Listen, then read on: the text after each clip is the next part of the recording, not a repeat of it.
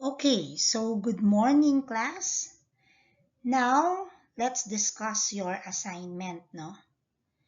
And before answering number one, the functions and importance of negotiable instruments, let's discuss first what a negotiable instrument is. So, a negotiable instrument, in its literal sense, it is an instrument which can be transferred by negotiation. That's why it is called negotiable instruments. So, it can be negotiated, no? So, the term negotiable represents the mode by which an instrument is transferred. When you say transferred, it is transferred from one person to another. So, nagapasa-pasa siya from A to B to C to D because that instrument has been transferred by negotiation. Now, if the instrument has the characteristics of negotiability, so that's another question in your assignment, the requisites for negotiability under Section 1 of the Negotiable Instruments Law. Okay? So again, if the instrument has the characteristics of negotiability imposed by law, then that instrument is called negotiable. Otherwise, if that instrument lacks any or all of the requisites or the characteristics of negotiability, then it is not negotiable. So later we will discuss what are those requisites for negotiability. When can we say that an instrument is negotiable? Okay, so remember that not every instrument is transferable by negotiation. Why? Because not every instrument, as I've said, possesses the characteristics of negotiability. Only those instruments which possess the characteristics of negotiability are transferable by negotiation, are called negotiable, or are considered negotiable. Okay, for example, we have promissory notes, we have bills of exchange or other mercantile documents, checks, no? Checks, cheque. So they produce the effect of payment only when they have been cashed. Kasi nga, the negotiable instruments, they are not really actual money or cash or legal tender. Kanusa lang sila maka-produce ng effect of payment when they have been encashed. And that is under Article 1249, no? Of your, what's this? Your oblicon. We have discussed that in your oblicon, that checks produce payment only when checks have been encashed, or through the fault of the creditor, the checks have been impaired. I hope that you remember that. So in other words, a creditor cannot be compelled to accept a check in payment of an obligation, because always remember that checks are not legal tender. So later, sa functions of negotiable instruments, we will discuss that concept, that the negotiable instruments serve as substitutes for money but not legal tender. Okay, so let's start with question number one. What are the functions and the importance of negotiable instruments? Actually, there are 6, no? So I've asked you to give me the 6 functions. Let's start with the first function. Negotiable instruments are substitute for money but not legal tender. So when we say legal tender, if you can still remember in your obligations and contracts, legal tender means that amount which a debtor can force the creditor to accept as payment of a debt. So usually, if we say legal tender, it's really actual, no? Na cash or money. It's not a check, it's not a promissory note, but it's really actual cash. Kwarta jud siya. Now, the negotiable instruments, they can act like money, no? They can. Why? Because they serve as substitutes for money. But remember that they are not legal tender. So in other words, you cannot force the creditor to accept a negotiable instrument or to accept, let's say, a promissory note, because a promissory note is a negotiable instrument, as payment for your debt.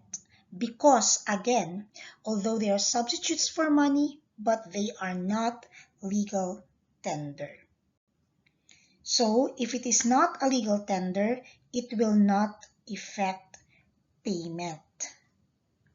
But once it is encashed, that's the time that it will affect payment. So that is the number one function of negotiable instruments. Number two, it is a medium of exchange for most commercial transactions.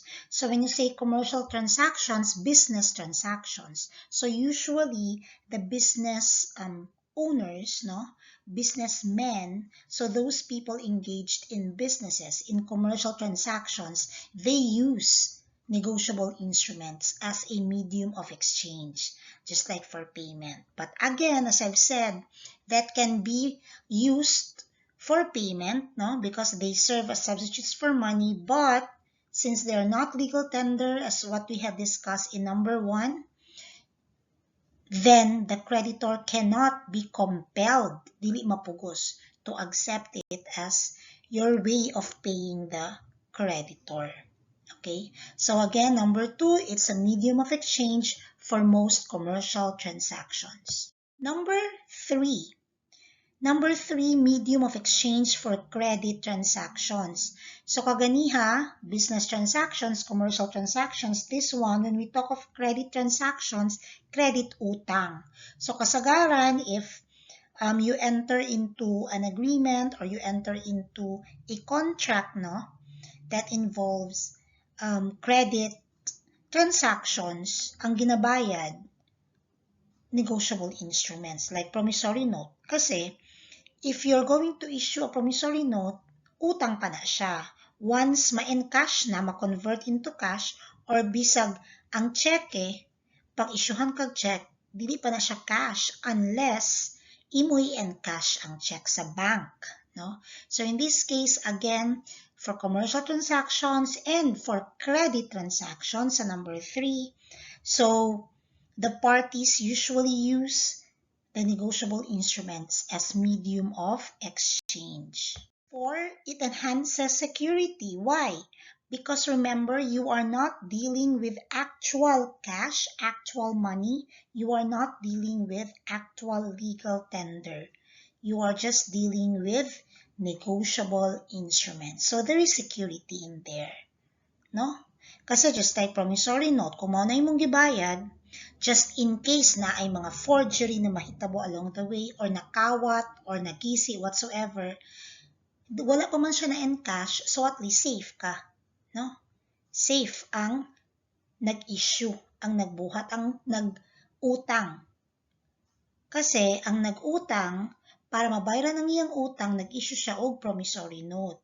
So kung magisi, pwede niya mausab, mag-issue siya usab. Pero just remember kung magisi ang cash, wala na. Unsa mo pag-issue usab og 1,000 pesos.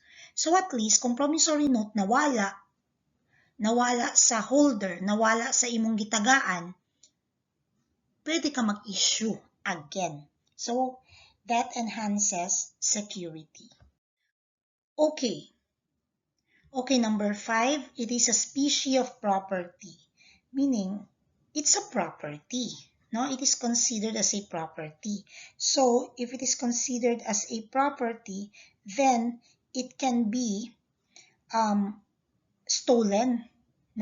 It can be a subject or an object of theft. Pamangkag theft, pagpangawat. So pwede. Why? Because it has value.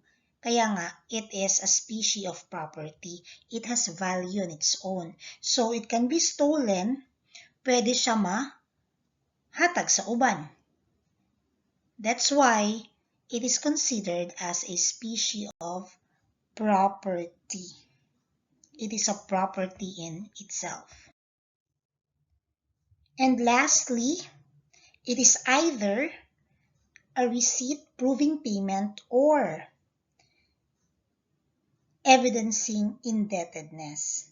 So in other words, if you're going to issue a promissory note, so it can be a proof of indebtedness. Pasabot na kay utang, ano nag-issue man kag promissory note, kaya ako'y kwarta, so akong ihatag sa promissory note that I will promise to pay by next month. So pasabot, utangan ka. So that's proof of indebtedness, evidence of indebtedness. Or if the promissory note has already been cancelled, na-cancel na, pasabot, bayad na ang utang. So it is a receipt proving payment, no? So again, negotiable instrument can either be a receipt proving payment or a proof of indebtedness. Okay, so there are two characteristics of negotiable instruments. Let's go to question number 2. Now, these two characteristics are negotiability and accumulation of secondary contracts. When we say negotiability, these instruments can be transferred by negotiation from one person to another. So it is that attribute or property whereby a bill or a note, a promissory note, or a check may pass from one hand to another. That is similar to money. So as to give the holder, no? The holder of that instrument the right to collect the sum payable for himself. Kaya nga, ininegotiate siya. So, kung mangutang si A kay B, walay cash, A will issue a promissory note. Then the promissory note will be in favor of B. Pambayad ng utang ni A kay B. Now, B can transfer that instrument to C. Pwede. Because that instrument, that promissory note, has that requisites or characteristics of negotiability. And that is a characteristic of negotiable instrument, kanang negotiability. Without that, we cannot consider an instrument as negotiable. So dapat pwede siya ma-transfer from one person to another. Again, kanus alang ma-transfer, ma'am? Later we would know, because we will discuss in question number 3 the requisites of negotiability.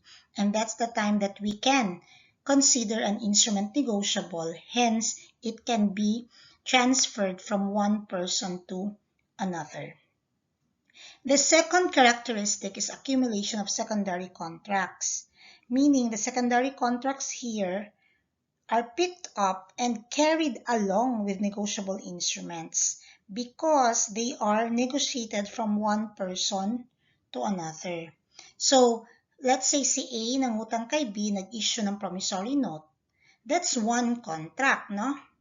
Then, gi-transfer, gi-negotiate ni B kay C ang promissory note, kay si B utangan na pod kay C. So, ang promissory note na pod ang iyang gamit na pambayad kay C. So, there is a secondary contract between B and C. What if si C nakautang na pod kay E? Diba, gibayad sa iyahan ni B ang promissory note. So, iyan na pod i-endorse, iyan na pod i-negotiate ang promissory note kay E. That's a third contract. So again, there's accumulation of secondary contracts because in the first place, the instrument is negotiable, meaning the instrument has been transferred and can be transferred from one person to another by way of negotiation. So those are the two characteristics of negotiable instruments. So question number 3, what are the requisites of negotiability? When can we say that an instrument is negotiable? The basis is Section 1 of the Negotiable Instruments Law. So there are, I think, five requisites based on Section 1. Number 1, it must be in writing and signed by the maker or drawer. Number 2 must contain an unconditional promise or order to pay a sum certain in money. Number 3 must be payable on demand or at a fixed or determinable future time. Number 4 must be payable to order or to bearer. And number 5, where the instrument is addressed to a drawee, he must be named or otherwise indicated therein with reasonable certainty. Okay, let's start with the first requisite, which is it must be in writing and signed by the maker or drawer. So who are these parties, the maker and the drawer?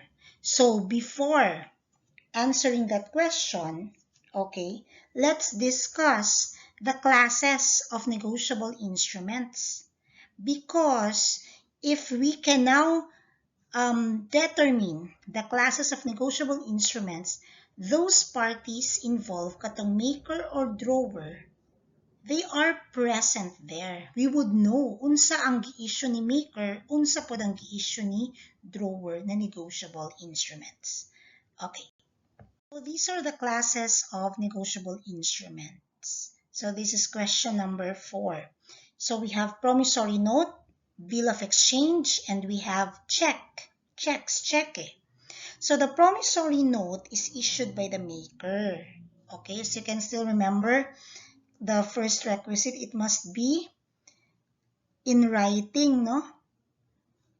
And issued by the maker or drawer. So, as you can see on the screen, maker issues the promissory note, drawer issues a bill of exchange, drawer also issues a check. So, kabalo na ta. These parties issue these kinds or classes of negotiable instruments. So, for definition, the promissory note is unconditional promise in writing by one person to another, signed by the maker. O si maker, signed niya because it's the maker who issues the promissory note. Engaging to pay on demand or at a fixed or determinable future time, a sum certain in money to order or to bearer. So in other words, the maker here who issues the promissory note promises to pay a certain amount of money at a fixed date, no? Kay utangan man siya. So magbayad daw siya this amount to that person when? So nakabutang dito kano siya magbayad. How about the bill of exchange? This is issued by the drawer. So this is an unconditional order in writing addressed by one person to another, signed by the drawer, the person giving it, this one, requiring the person to whom it is addressed to pay on demand or at a fixed determinable future time a sum certain in money to order or to bearer. So in other words, sa bill of exchange, natay drawer, natay drawee. The drawer is the one who issues the bill and the drawee mo ng bangko, no? Let's say ang cheque, nag-issue ng check si drawer, katong nakautang, and then asa man kuhaon sa payee, sa iyang gibayaran ang kwarta dito sa bangko. Kay ang cheque ipa-encash niya sa bank. So a check is an example of a bill of exchange, but there's really a difference between them. Anyways, we will discuss the difference between the bill of exchange and checks, no, later on. For now, we will just focus on who the maker, the drawer, and the drawee are. Okay, so let's continue. Okay, for example, this one. I, Anna, promised to pay Ben the amount of 5,000 pesos on December 1, 2021. Then below that promissory note, there's Anna's signature. Kailangan may signature ng maker. Because remember the first requisite, it must be in writing and signed by the maker or drawer. If there is no signature of the maker, then it lacks number one requisite or characteristic. In other words, it is not negotiable anymore. So for it to be negotiable as a requisite number one, it must be in writing just like this, and it must be signed by the maker. So the promissory note must be signed by the maker. Without the signature of the maker, it's not a negotiable promissory note. So here, as you can see below, those in red font, no? So Ana issues the promissory note to Ben. O, dira lang. Wala pa ginegotiate ni Ben to another person. So, ang gipresent lang nato diri is the first requisite, which is it must be in writing and it must be signed by Ana, the maker. Now we have number 2, second example. So what if we have here a written document? This one is a bill of exchange. Why? Because we have the drawer and we have the drawee. Okay? Who is the drawer here? Ana. Ana is the one who issues the bill of exchange in this case. Okay? So, and then on the bill of exchange, maoning nakabutang to drawee.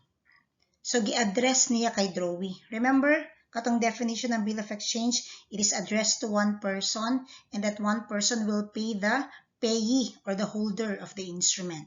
So, yung gingon to drawee, pay Ben the amount of 5,000 on December 1, 2021. Below that, the signature of Ana. Don't forget to sign, if you are the drawer. Otherwise, it will not become a negotiable instrument. It cannot be transferred or negotiated.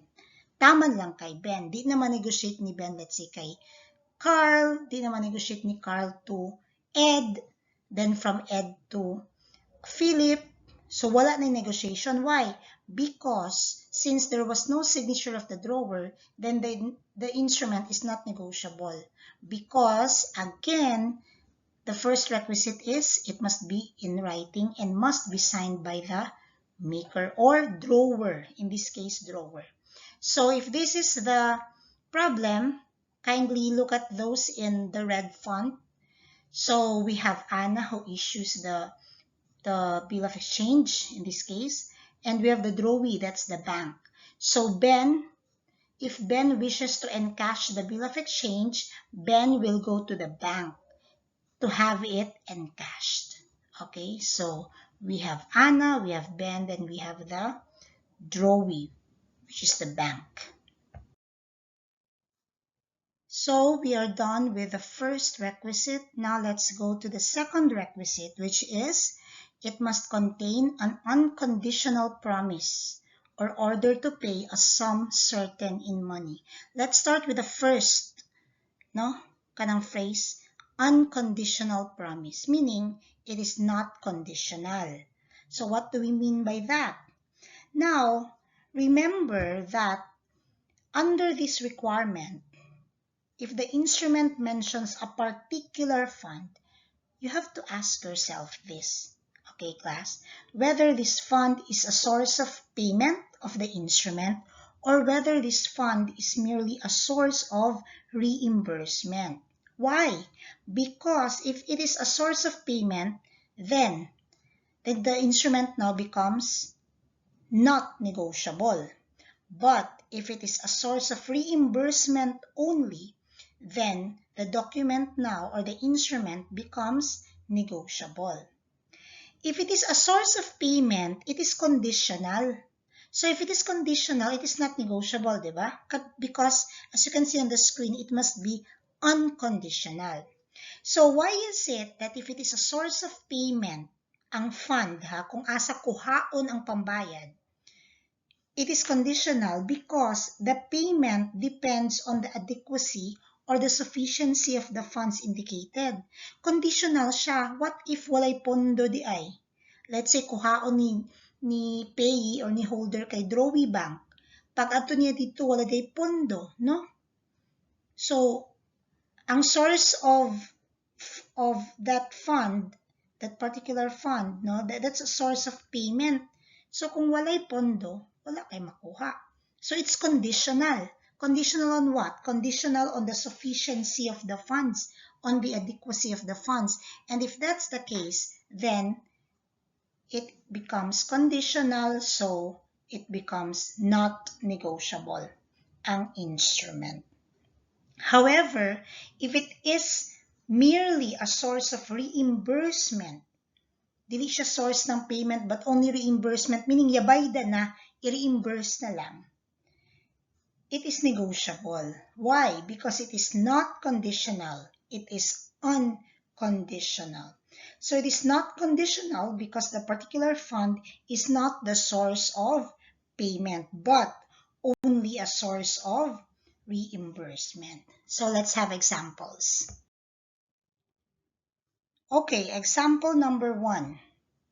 What if, let's say in a promissory note, it is indicated there, pay to the order of 100,000 out of my funds in your possession. So is this conditional or unconditional? Kasi if it is conditional, it is not negotiable.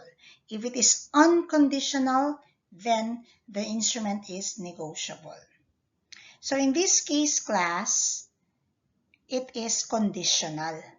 So if it is conditional, this instrument na naay nakasulat na pay to the order of 100,000 out of my funds in your possession, the instrument is not negotiable.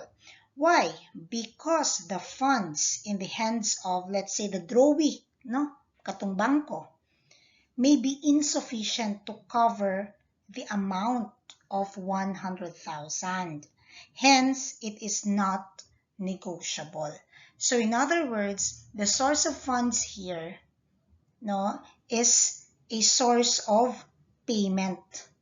So if it's a source of payment, it is conditional because it depends on the sufficiency of the funds. So for number 1, that is conditional, hence not negotiable.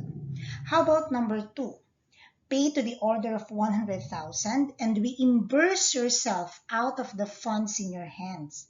So here, klaro kaayo, it is a source of, the fund is a source of reimbursement. Hence, it is negotiable. Here, the payment does not depend on the sufficiency of the funds in the hands of, let's say, the drawee. If it cannot be reimbursed, this fact has nothing to do with the instrument. Basta as long as the drawer here, no, the one who issues the instrument says that you have to reimburse yourself, the word reimburse, so that makes it negotiable.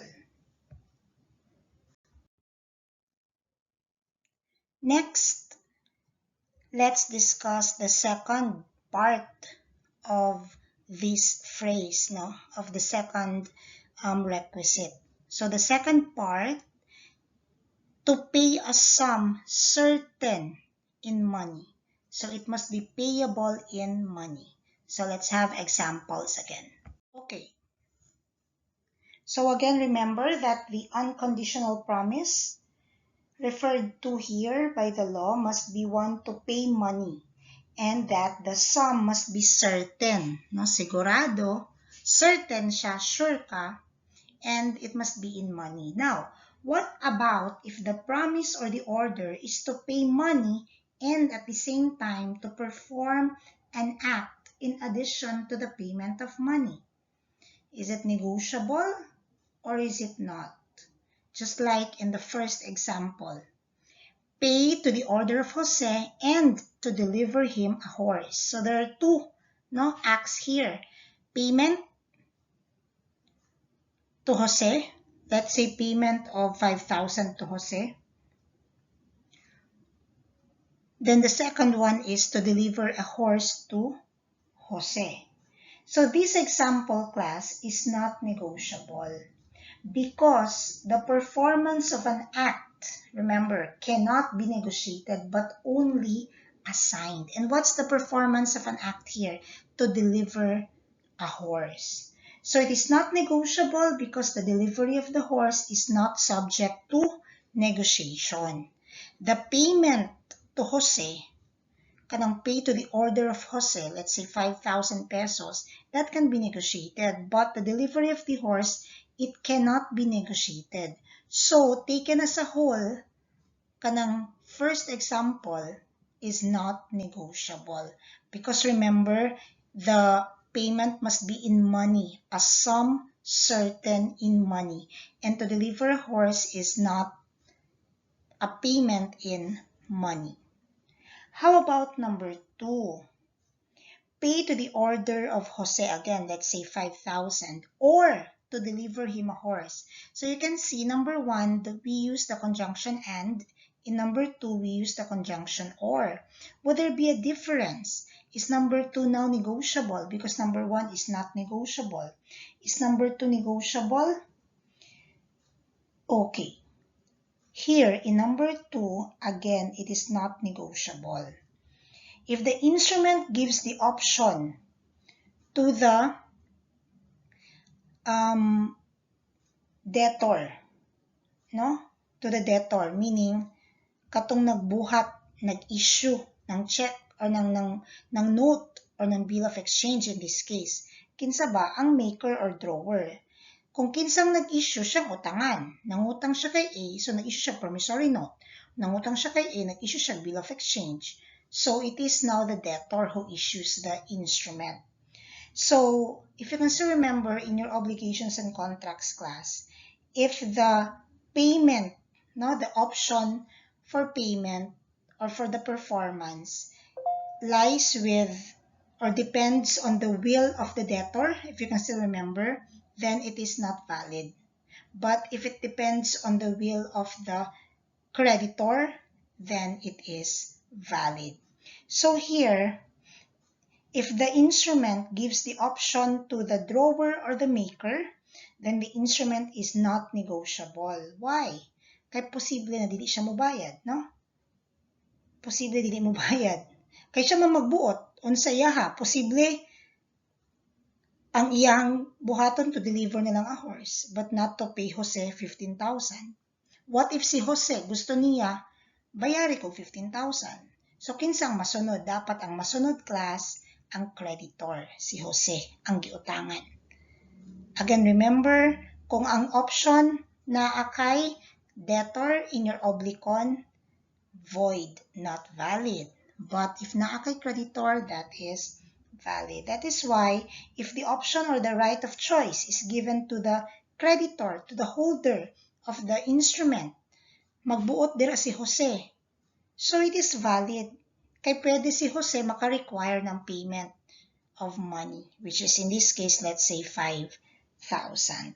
So again, remember class, that payment in money is a characteristic of a negotiable instrument, without which then the instrument is not negotiable. Okay, the instrument is not negotiable. Now, what if in the instrument it does not mention who has the option, meaning silent, paredira, silent. So, who has now the option? Remember in your oblicon, if the problem is silent, then it is presumed that the right of choice belongs to the debtor. And if it belongs to the debtor, then it is void, not valid. So let's have other examples. We have here, I promise to pay Jose or his order 20,000 pesos with interest at 12% per annum. So let's just say that in the promissory note, you have that, no? Now, is that negotiable? Is that instrument negotiable? Of course, yes. This is negotiable because the sum is certain. How much? It is 20,000 pesos. And it can be determined by simple computation. The total sum would be 20,000 times 12% per annum. So if the rate of interest is not mentioned, what if walay 12% interest? Is it still negotiable? Is the sum still certain? Of course, because you will simply use the legal rate of interest. No, the legal rate of interest currently is 6%. How about the second example? We have, I promise to pay Jose or his order 20,000 with interest at 12% per annum, but at 14% interest until paid, when not paid on the due date. So this one, there is an increase in the interest, no, from 12% to 14%. So the increase is the penalty when the payment is not made on maturity or on the due date. So if it's not paid on due date, the interest becomes 14%. But if it's paid on due date, it is 12%. Here, there is a penal clause. Why penal clause? There's a penalty clause because if it's not paid on due date, the interest rate increases to 14%. So again, this is negotiable because the sum is still certain, which is 20,000 times 12% if paid on due date, or times 14% if paid beyond the due date. So the sum here is still certain and can be determined by mere computation. When you say sum, the total amount to be paid. Okay? So here the total amount is the interest plus the principal. Okay, that's it for these examples, no? Under the requisite, the second requisite, which states that it must be the sum must be certain and payable in money. Okay, how about this example? I promise to pay Jose or his order 20,000 pesos and such other sums. So you have there or his order. So don't worry because in the following requisites, we're going to discuss what do we mean by the word order, what do we mean by the word bearer. Here, again, we are still on the second requisite. So let's just focus on the sum or the money involved, whether it is certain and whether it is payable in money. Okay, in this example, this one is not negotiable. Why? Because the phrase such other sums, okay, such other sums, that phrase is not payable in a sum that is certain. Dili sigurado how much ba? Well, I put interest rate, so we cannot compute. It cannot be computed based on what has been given, no? There's no interest rate given. Ningon lang such other sums, so that's vague. That's vague, hence it is not certain. And since it is not certain, it is not negotiable. Okay, we have the third requisite. It must be payable on demand or at a fixed or determinable future time. So again, to be negotiable, class, an instrument need not be payable on demand. Dili lang payable on demand siya. Posible or it may be payable at a future time. Kaya nga, pwede siya payable on demand, meaning kung kano sa kasing loan, dito ka magbayad, or pwede po ang instrument na ay date, no? Fixed date kung kano sa ka magbayad. Let's say, you pay me on December 1. Di December 1 pa ka magbayad. What if it is payable on demand? So, anytime kung kano sa kasing loan, magbayad na ka. Or, determinable future time. Ma-determine kung kano sa. Okay, let's have examples, no? So again, if it is payable at a future time, that future time, remember, must either be a fixed time, meaning December 1, 2021. That's a future date, no? Sa December pa. Or, it must be determinable. So later, we will discuss unsan ang determinable. So we have these examples. Number 1, I promise to pay Jose or his order 20,000 pesos on or before December 1, 2021. So the phrase on or before December 1, 2021, these are, or this one is a future time, a fixed future date, no? December 1, 2021. So here it is negotiable because the instrument is payable at a future time, and that time is fixed, December 1, 2021. How about number 2? I promise to pay Jose or his order 20,000 pesos 60 days after date. So the phrase 60 days after date, that makes the instrument negotiable. Why? It means that 60 days after the execution of the instrument. So if the instrument was issued on December 1, let's just say December 1. So 60 days after December 1. So we have the following year, January 1 and February 1, 2022. So here the future date is determinable. You just have to count 60 days from December 1. So kano sa magbayad? February 1, 2022. Again, this is negotiable. This is a determinable future time.